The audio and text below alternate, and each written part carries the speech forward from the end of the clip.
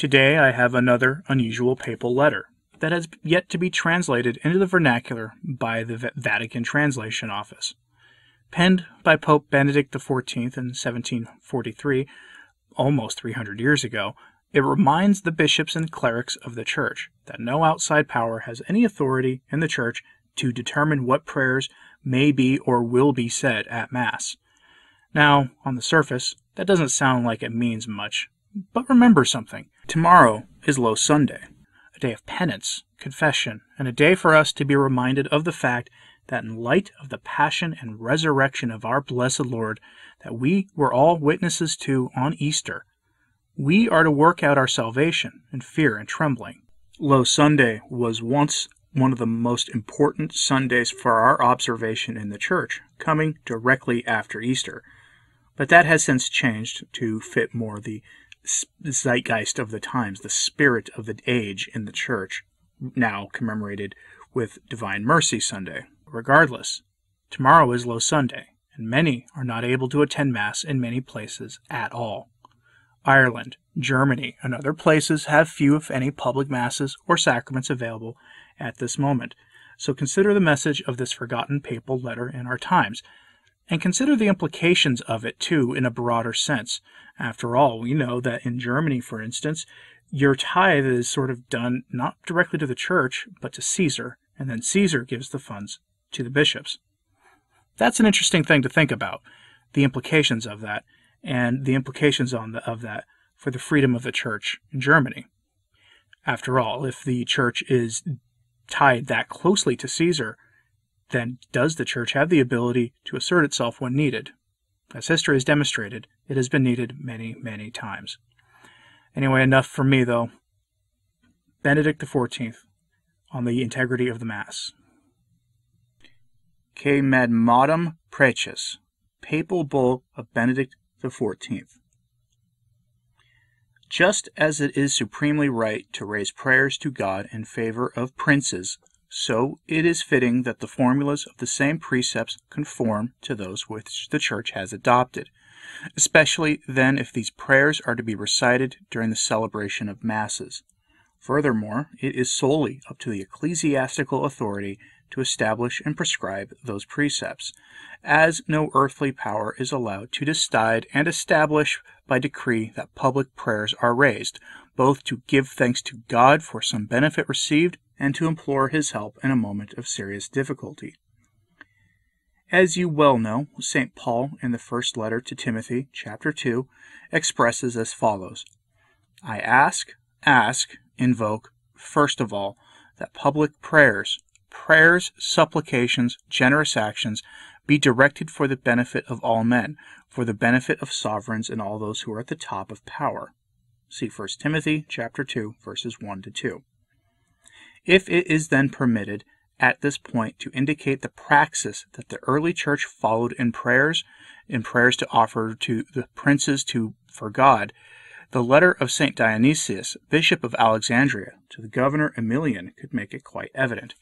Tertullian in the book Ad Scapulum and in the Apologetics, St. Cyprian in the Epistle to Demetriano, Origen in the response to Celsus, and Athenagoras in his embassy to the emperors on behalf of the Christians. Likewise, in many ways they agree on the way to profess their faith and pray.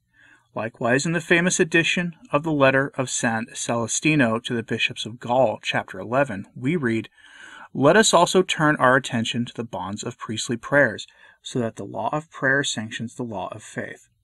Hence it follows that it is necessary to adopt the formulas prescribed by the Church in public prayers, especially if they are prayers that must be recited in the Mass, as has been said. Therefore also the Sacred Council of Trent has warned against welcoming in the celebration of Masses prayers, quote, that are not those approved by the Church, and that have not been accepted out of assiduous and laudable custom, end quote.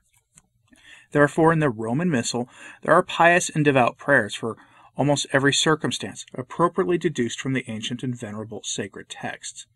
Indeed, we do not think we are going too far. On the contrary, we believe that we are certainly remain within the just limits of our authority when we maintain that only the ecclesiastical authority and not secular has the faculty to regulate ecclesiastical and spiritual matters. That great Hosius, Bishop of Cordoba, in a letter relating to those who led a solitary life, wrote to the Emperor Constantius about ecclesiastical freedom. Do not meddle in ecclesiastical matters, or tell us in this matter, but rather learn it from us. To you God has entrusted the empire. To us he entrusted everything that belongs to the church. Avoid making yourself guilty of a grave offense, taking to you what belongs to the church. It is written, to Caesar what is Caesar's, to God what belongs to God. Referring, then, to earlier times, and to the fact that it gave occasion to this letter of ours, we affirm that the same secular tribunal had abrogated and tore up the decrees of certain magistrates, which certain public prayers were proclaimed for the princes. It had rendered, I note, that these decrees were deprived of any authority and of any hierarchical force.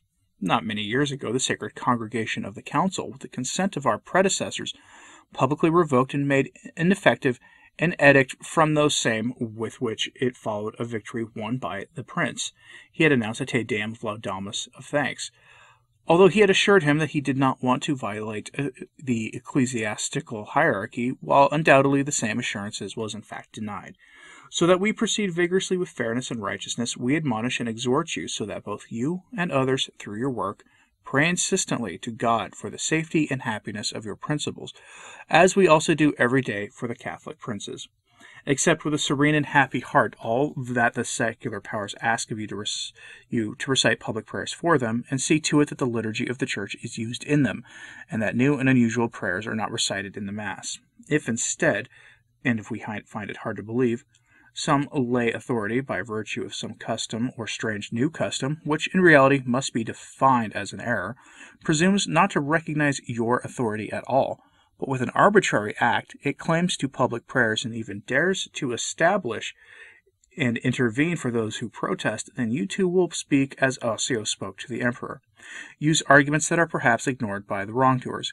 Explain to them that this is not the way to pray to God and to fulfill one's vows. Explain that they must take refuge in you because you, although chosen from among men, nevertheless for the benefit of men, are placed among those who belong to God, as the apostle says to our elder brothers. If your words are not to be trusted, nor do you judge that it is appropriate to proceed towards them in accordance with the dictates of ecclesiastical discipline, we strictly require you to make us aware of the issues as soon as possible, also by transmitting to the appropriate documentation.